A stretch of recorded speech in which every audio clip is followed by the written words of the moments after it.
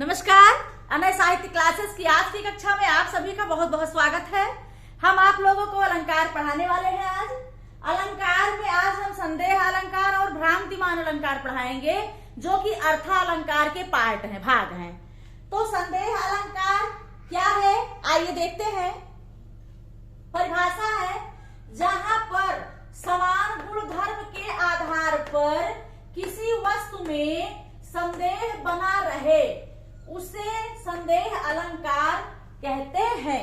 मतलब जहां एक वस्तु का दूसरे वस्तु की समानता के कारण संदेह बना रहता है उसे संदेह अलंकार कहते हैं। इसमें की, क्या, किधो, कैधो या अथवा वाचक शब्द आते हैं। कौन कौन से?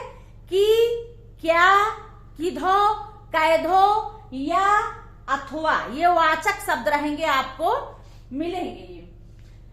संदेह अलंकार में संदेह लगातार अंत तक बना रहता है, वो संदेह खत्म नहीं होता है। उदाहरण है, देखिए, सारी बीच नारी है कि नारी बीच सारी है, कि सारी ही की नारी है कि नारी ही की सारी है।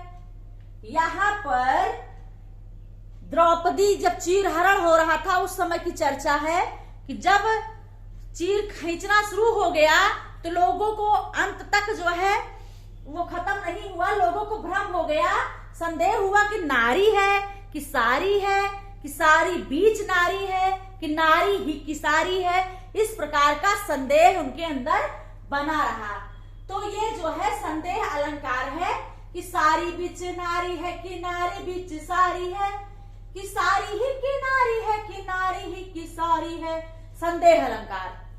दूसरा उदाहरण है, तुम हो अखिल विश्व में या, यह अखिल विश्व है तुम में, अथवा अखिल विश्व तुम एक। यहां भी संदेह बना हुआ है कि अखिल तुम हो, तुम अखिल विश्व में हो, या अखिल विश्व तुम में है, या तुम और अखिल विश्व एक हो।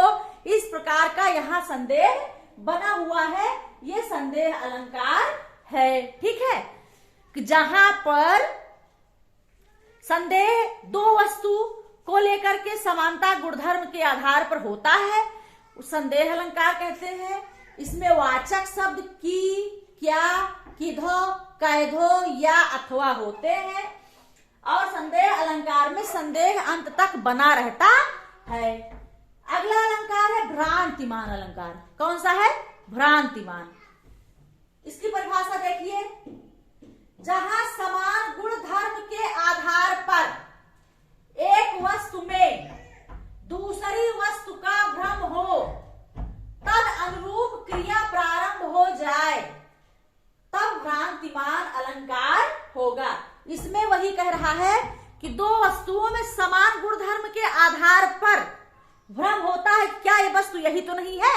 लेकिन इसमें क्या होता है, तुरंत कार्य, जिसे आपने देखा सांप है, अब सांप है कि नहीं है, तुरंत भागना वहां से शुरू कर देते हैं। तो यहाँ पर उसके भ्रम होने पर कार्य, आदमी क्रिया प्रारंभ हो जाती है, अगली क्रिया, तो भ्रांतिमान अलंकार होगा। जैसे नाक का मोती अधर की कांति से, बीज दामिर का समझकर भ्रांति से, देख उसको ही हुआ सुख मौन है, सोचता है अन्य सुख यह कौन है। रानी के नाक के मोती को देख करके, जो उनके अधरों की कांति से चमकदार बनी हुई थी, लाल लग रही थी, इस प्रकार से जो पाला हुआ सुख था, तोता था, उसे भ्रम हो गया कि दूसरा सुख कौन आ गया है।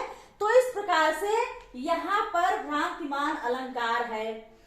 दूसरा भ्रांतिमान अलंकार का उदाहरण है, मुन्ना ने मम्मी के सिर पर देख देख दो चोटी, भाग उठा भय मान कर सिर पर सांपिन लोटी। यहाँ पर मुन्ना ने मम्मी के सिर पे दो चोटी देखा, उसे भ्रम हुआ कि यहाँ पर सांपिन लौट रही है, और तुरंत वो क्रिया प्रारंभ हो जाती है, तुरंत वो भाग जाता है वहां पर। तो ये भ्रांतिमान अलंकार में अंत में भ्रम खत्म हो जाता है। भ्रांतिमान अलंकार में भ्रम होने के बाद दूसरी क्रिया तुरंत प्रारंभ हो जाती है, और संदेह अलंकार में ऐसा नहीं है।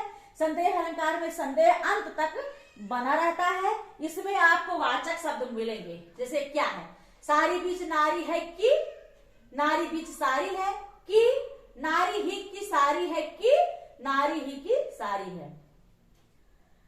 इसमें देखिए, तुम हो अखिल विश्व में या, यह अखिल विश्व में है, में अखिल विश्व है तुम में, अथवा या, अथवा की, किधो, क्या, इस प्रकार से आपको ये वाचक शब्द मिलेंगे। तो आज की कक्षा में आपको संदेह और भ्रांतिमान दो अलंकार मैंने आपको समझाने का प्रयास किया। संदेह अलंकार में भी दो वस्तु वो में समान गुणधर्म के आधार पर संदेह होता है, लेकिन वहां पर आपको की, क्या, कैधो, किधो या अथवा ये आपको वाचक शब्द मिलेंगे। संदेह अलंकार में संदेह अंत तक बना रहता है।